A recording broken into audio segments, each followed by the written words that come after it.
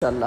اور بھی یہ جو سورہ ہے سورہ بقرہ، بہت سارے مسائل آج بیان کیے گئے ہیں، وقت زیادہ نہیں ہے، کچھ موٹے موٹے مسئلے آپ کو بیان کر دوں۔ اس سورت کے 11ویں رکوع کے اندر اللہ تعالیٰ کا حکم ہے کہ کوئی مسلمان مرد غیر مسلم عورت سے نکاح نہ کرے۔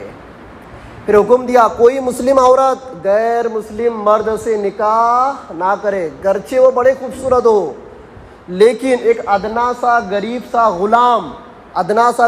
غلام بہتر ہے اس مشرک سے، اس کافر سے۔ منع کر دیا۔ علماء اکرام نے اس کے تحت بہت لمبی اس کے تفصیل لکھی ہے۔ دو باتیں بول کر میں آگے بڑھتا ہوں۔ آج کے زمانے میں اس کو بہت زیادہ پروموٹ کیا جا رہا ہے۔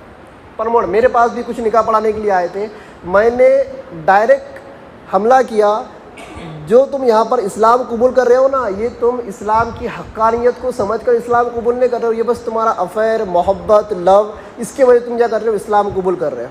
میں نے تو کئی نکاح پڑھانے سے انکار بھی کر دیا، اور جہاں پر جو نکاح میں نے پڑھایا وہاں پر میں نے 2 گواہ کو بلا کر وہ جو لڑکی تھی اس لڑکی کو نیگیٹو سوال کر کے کہ آج تو اس سے محبت کی وجہ سے نکاح کر رہی ہے، کل اگر اس نے تجھ کو مارا، گالی دیا، جھگڑا ہو گیا، تجھے ہکال دیا، تجھے طلاق دے دیا، تو کیا کریں گی، کہاں جائیں گی؟ تو واپس تیری فیملی میں جانے والی نا۔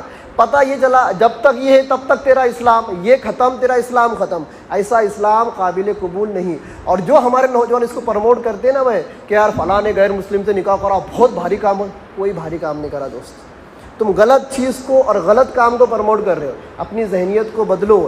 ایک مسلم عورت چاہے وہ کتنی بھی غریب ہو، یتیم ہو، لاچار ہو، کیسی بھی ہو گئی گزری ہو، اس کے دل میں ایمان ہے، وہ تمہاری اس غیر مسلم لڑکی چاہے وہ کتنی بھی خوبصورت ہو، اس سے اللہ تعالیٰ کی نگاہ میں 1000 درجے کیا ہے، بہتر ہے۔ تو اس چیز کو جو لوگ پروموٹ کر رہے ہیں وہ اس سے کیا آ جائے، باز آ جائے۔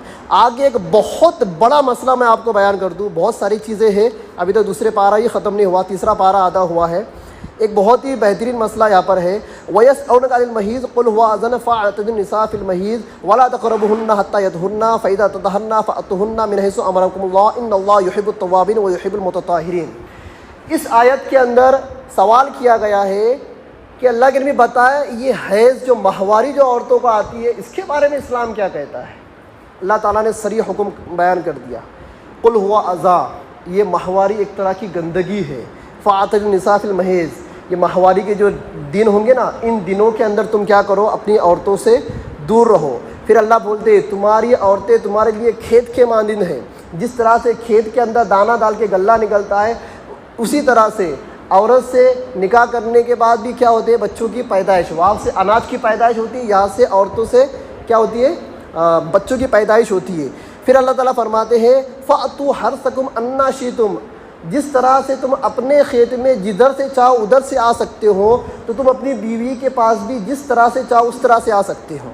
یہ ذرا بہت ایڈلٹ مسئلہ ہے، اس کو سمجھنا بہت ضروری ہے۔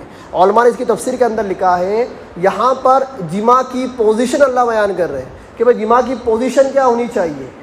عرب کے اندر ایک رواج، ایک رسم کیا کہیں گے، ایک افواہ عام تھی کہ بیوی سے صحبت کرنے میں کوئی بندہ اگر پیچھے سائڈ سے صحبت کرتا تھا تو ہونے والا بچہ کانا بھینگا پیدا ہوتا تھا۔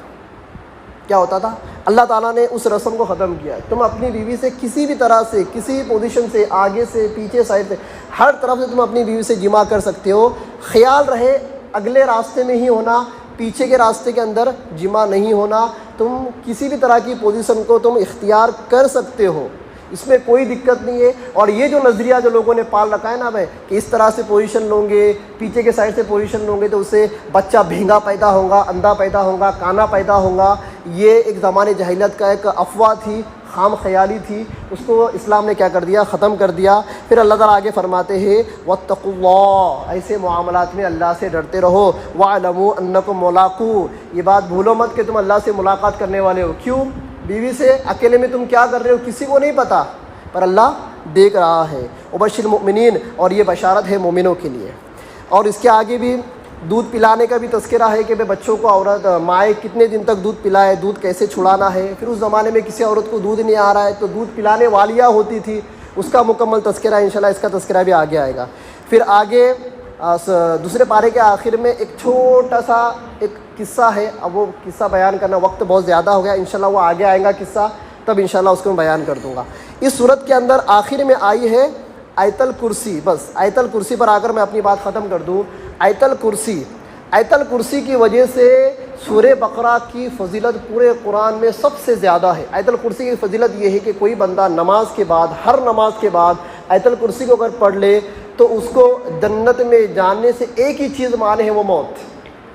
ایک ہی چیز رکاوٹ ہے جنت میں جانے سے، وہ ہے موت. مطلب یہ کہ جو بندہ ہر نماز کے بعد آیت الکرسی پڑھنے کا عادی ہوگا وہ موت کے بعد سیدھا کہا جائے گا جنت میں جائے گا. اور ایک فضیلت سورہ بقرہ کی بھی سن لیں. سورہ بقرہ کی فضیلت یہ ہے کہ اللہ کے نبی نے فرمایا کہ اپنے گھروں کو قبرستان مت بناؤ، اپنے گھروں کے اندر سورہ بقرہ کی تلاوت کرتے رہا کرو، اس لیے کہ سورہ بقرہ یہ قرآن کی سب سے بڑی سورت ہے. اور جس طرح سے ہر چیز کی ایک چوٹی ہوتی ہے، چوٹی کہتے ہیں اونچائی کو، جیسے ہمالیہ کی چوٹی، تو قرآن کی جو چوٹی ہے وہ سورہ بقرہ ہے. کیا ہے؟ سورہ بقرہ. اس کی بہت زیادہ فضیلت ہے، اپنے گھروں کے اندر اس کو پڑھا کرو. اور بھی بہت سارے فضیلتیں اس کے اندر آئی ہے کہ صحابہ اکرام کے اندر جس بندے کو سورہ بقرہ بہت زیادہ یاد ہوتی تھی اور جس کو سورہ بقرہ جو بہت زیادہ پڑھتا تھا، اللہ کے نبی نے، حضرت عمر فاروق نے اور ابو صدیق نے اس بندے کو جماعت کا امیر بنایا ہے. کیا بنایا ہے؟ جماعت کا امیر. کس وجہ سے؟ اس وجہ سے کہ وہ سورہ بقرہ زیادہ پڑھتا تھا یا سورہ بقرہ اس کو یاد تھی.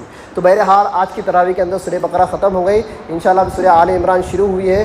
جو آج کے کچھ واقعات رہ گئے، ابراہیم علیہ السلام کا ایک واقعہ ہے، عزیر علیہ السلام کا ایک واقعہ ہے، اور شمویل علیہ السلام کا ایک واقعہ ہے، وہ رہ گیا. انشاءاللہ کل کی تفسیر کے اندر اس کو بیان کیا جائے گا.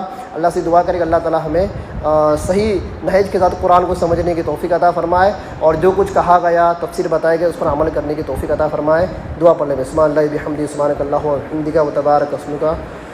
بھائی ہلکے لگا لے، مجموعہ جماعت بیٹھیں گی، ہلکے لگا لیں.